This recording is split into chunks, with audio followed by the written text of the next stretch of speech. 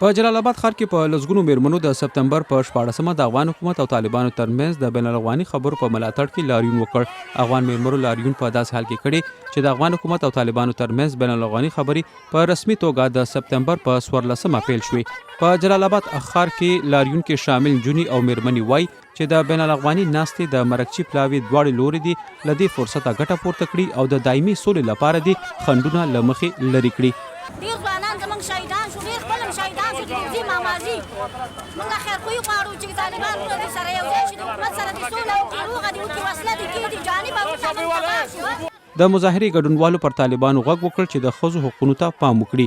ملاتړ کوو موږ دومره مېرمنو دومره ښځې دومره خویندې چې دلته راغلي یوازې دې لپاره چې دواړه خواوې دې یو دایمي اوربان اعلان کړي. موږ سوله غواړو، په خپل وطن کې آرامش غواړو. موږ غواړو چې دغه څو ورځې په خپل هېواد کې د نورو هېوادونو غوندې په ارامه فضا کې د خپل درس تعلیم ته ادامه ورکړو، شپې ورځې په یوه ارامه فضا کې تېر کړو.